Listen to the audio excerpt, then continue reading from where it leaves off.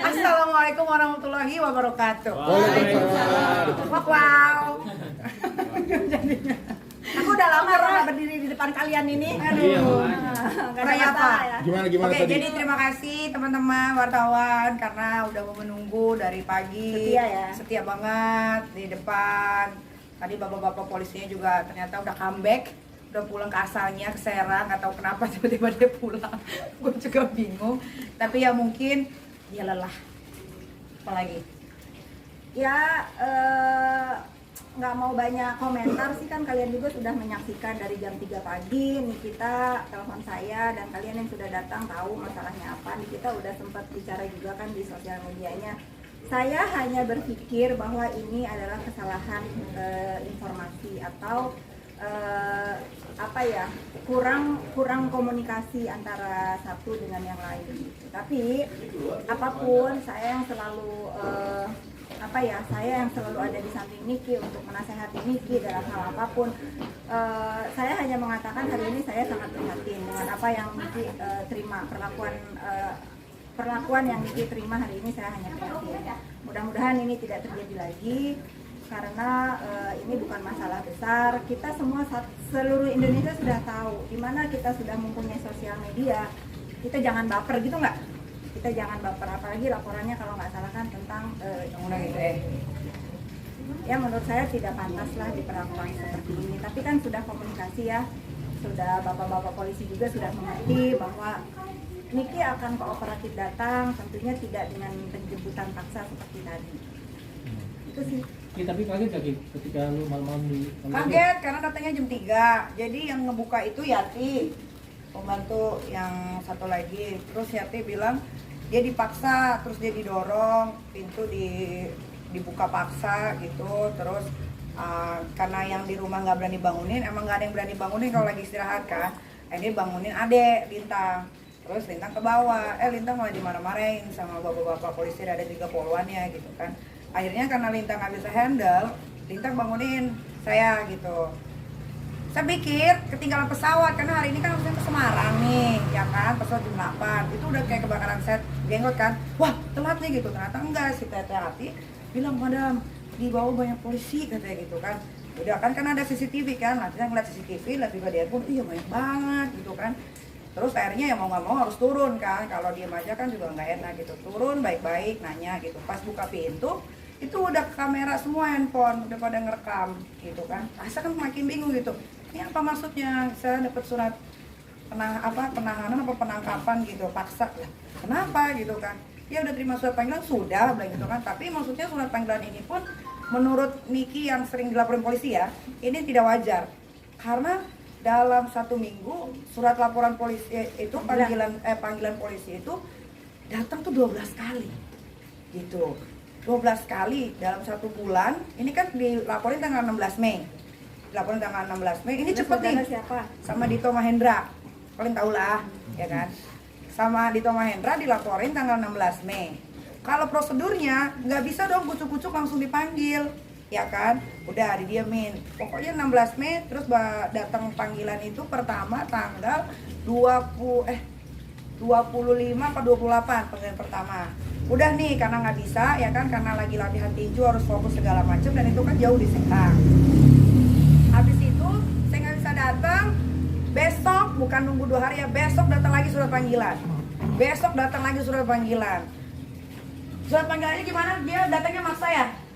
Tuh, maksa kayak preman gitu. Jadi semua tuh alhamdulillahnya semua terekam di CCTV gitu. Jadi bukan sekedar ngomong doang ya. Jadi nanti takutnya dibilang, ini kita mah bacok doang. Enggak, gue berantem aja berani kan, boxing aja gue menang. Nah, terus habis itu gara-gara di sini udah nggak digubris, dia pergi ke Pak Rete. Yang tadi nganterin surat panggilan juga. Pak Rete juga diganggu gitu. Pak Rete dikirimin PRT dikirimin surat panggilan juga ke sana, surat panggilannya jadi ke sana, jadi makin gak nyambung gitu. Pak RT-nya juga dapat surat panggilan untuk saya itu 3 kali. Itu kan makanya aku bingung, kenapa jadi ke Pak RT gitu kan, makin gak nyambung. Terus terakhir datang lagi surat panggilan, nggak tahu dia cara ngasihnya gimana, pokoknya ada surat panggilan. Ini Nggak terima Niki kan? Nggak terima. nggak ada tanggal, tapi di sini ada disuruh datang tanggal 13 Juni. Lah ini kan tanggal 16 Juni, cuma beda 3 hari doang. Masih kucuk-kucuk jam 3 pagi datang surat penangkapan. Kan nggak make sense, nggak masuk akal. Gitu. Jadi apa? Praktis karena nggak wajar aja nggak datengin panggilan. Ya karena ada nggak sih polisi tiba-tiba nganter tiap hari ke rumah panggilannya, yang polisi loh yang nganter langsung dari Serang tiap hari sampai cari rumah Pak RT. Itu kan udah nggak wajar. Pasal-pasalnya yang diterapkan juga nggak wajar. Saya nggak pernah kenal Dito, tapi Dito pasti kenal saya karena dia pernah ngirimin bunga mengatasnamakan Askara Prasetyaarsono. Kalau kalian tahu dulu yang nayangin SCTV pertama kali, kalau nggak salah itu di gosip apa gitu, tapi karena dia minta klarifikasi saya nggak mau, ya udah. Terus habis itu rumah saya dicoret, habis itu salon kita berdua Beauty Head itu kena coret. Itu confirm ya, Itu karena confirm. yang melakukan sudah mengakui kalau disuruh sama Ya. saudara. Terus Dea sama teman saya Diol dibuntuti, habis dibuntuti difoto dari belakang mobilnya segala macam, habis itu dikirim ke kos-kosannya. Jadi caranya tuh ada kenapa Pak?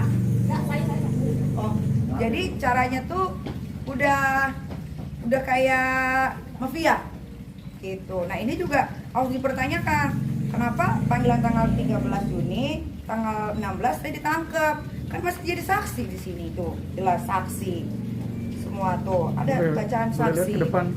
Boleh Ini alamat gitu-gitu nih di blur ya, Iya. Ya, nih. oke, tahan. Panitia Pak, gue tahu ini laporannya undang-undang ITE terkait mungkin ada postingan Oke. atau apa gitu Pak yang Udah. diterima Nggak sama tahu, pihak yang nggak tahu. Saya nggak tahu, Nggak tahu. Karena- laporannya ITE aja.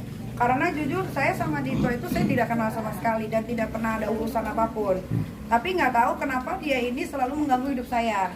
Yang paling parah itu dia pernah bawa, nggak tahu ya saya Ambon atau apa, bolak-balik ke rumah saya, masih ada videonya, tiba-tiba ngedeketin anak saya yang naik sepeda. Waktu itu pernah saya posting juga di story gitu. Jadi ini udah nggak wajar. Nah kenapa kepolisian Banten bisa melakukan ini sama saya? Apakah ada apa? Ya, pokoknya gini Apa? intinya Niki merasa ini hal yang nggak penting tapi dibesar-besarin.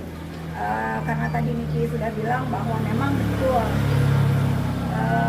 betul bukan hanya Niki yang diteror atau di apa ya diancam-ancam lah gitu dengan saudara kita dari Ambon. Saya terima kasih buat teman-teman Ambon karena saya juga orang Ambon, jadi janganlah mau disuruh-suruh untuk meneror atau apa, karena saya juga sedih kalau misalnya teman-teman dari keluarga saya di sana dicapnya sama mereka itu kok mau gitu disuruh begitu. Saya terima kasih banget karena akhir-akhir ini memang sudah tidak ada lagi. Saya sangat apresiasi sekali sudah tidak ada yang neror kami, rumah Niki ataupun tempat usaha saya. Saya terima kasih sekali. Kita ini kan kabarnya udah masuk ke proses penyidikan. Ini Belum kan sama udah sekali. agenda klarifikasi mungkin. Belum sama sekali, karena kalau kita berdasarkan main otak ya, Dito ini kan domisilinya Jakarta ya, kok dia bisa bikin laporan di Banten, di Serang Banten? Nah, itu aja udah nggak masuk akal. Berarti kan ada, nggak tahu ya, diduga mungkin ada kedekatan antara Kapolda sama Dito Mahendranya, Kapolda Banten ya. Saya kan nggak tahu, tapi kalau caranya kayak gini, ya pikiran kotor saya jadinya ke sana, gitu. Tapi kasus apa sih ini kalau belum tahu? Nggak tahu, katanya ITE, terus Pencemaran nama baik. Pencemaran nama baik. Iya, pencemaran nama baik secara elektronik, muat penghinaan apa segala macam gitu. Ya Pernah melakukan itu atau enggak? nggak tahu karena kan belum dimintain keterangan, nggak tahu. Nggak tahu yang mana yang dijadiin dasar pasalnya itu yang mana nggak tahu gitu. Karena kalau undang-undang ITE itu kan bukannya dari Bapak Kapolri Sigit itu harus ada mediasi ya, ya kan? Kan nggak boleh dong, masa jam 3 datang 12 orang loh, Kalau ditangkap ya. kalau mau ditangkap dia bilang saya udah dapat surat penangkapan secara paksa, ada videonya. Kita polisi tadi udah kasih bantahan juga terkait Terkait tudingan lo yang masuk ke pekarangan polisi. Kan ada videonya lah. Ini masuknya kemana kalau udah sampai ke sini? Oke. Kalian masuk kemana? Saya tanya. Ini di mana? Masuk kemana? Lah itu videonya di mana? Dia kan lagi ngomong di situ. sampai naik ke atas Sampai naik ke situ. Ini kan sampai didobrak. Terus Ini ada didobrak. pengerusakan juga kabarnya. Ini cuma dirusak nih. Oh, jendela ini. Ini dirusak tuh. ada pemaksaan masuk ke dalam rekam gitu. Kan ada videonya. Ada semua. Kan makanya saya bilang sama Pak polisinya, Pak jangan begitu, di rumah saya ini setiap duduk ada CCTV, nggak percaya. Itu CCTV, di depan 2 CCTV. Jadi terkait bantahan itu nggak benar ya? Ya kan Bapak itu aja saya. Enggak, simpelnya gini, kalian ada di mana ini sekarang? Iya. Kalian lihat di video Niki ada di mana? Di rumah Ada lagi. Berarti di mana? Mana? Ya udah. Yang ditanya apa? Itu tadi ada bantahan dari saya. Ya, nggak apa-apa. Biar jelas, biar jelas. Gue sampai keringetan ya. Polisi ada ngomong apa sebelum? Wah, banyak yang kerekam ngomongnya kasar, banyak. Ya udahlah, ginilah pokoknya intinya kita akan kooperatif apapun permasalahannya. Ini kita bukan orang yang takut atau lari dari hukum. Kan kalian sudah tahu dia di penjara aja udah 2 kali ya. Sekali. Yang pertama bukan itu main-main. Ya, itu main-main sekali. Iya, yang aku temenin bukan? Iya, yang di Jaksa main-main. Ya, nah maksudnya apapun yang kita lakukan itu dia pasti mempertanggungjawabkan semua perbuatannya. Mudah-mudahan ini menjadi komunikasi yang lebih baik lagi antara Polres Serang dengan Nikita ke depannya. Ya, Nik? Iya. Ya pokoknya tadi pagi tuh udah dibilang baik-baik, Pak, kalau mau bertamu datanglah jam 8, jam 9. Nanti dibukakan pintu, boleh duduk di atas. Nanti saya buatkan kopi, saya berikan makanan. Nyolot tetap nggak bisa ini surat penangkapannya harus segera, ini bisa jemput paksa. Tiba-tiba keluarnya udah begini-begini. Ngapain Bu? Mau ngapain? Kayaknya mau ngeluarin borgol kayaknya. Oh coba kan saya bilang kan, coba aja berani sentuh saya bilang gitu. Kan ini dia gini-gini aja. Udah saya bilang, udah Bapak tunggu di sini karena ini jam 3 saya nggak bisa telepon siapa.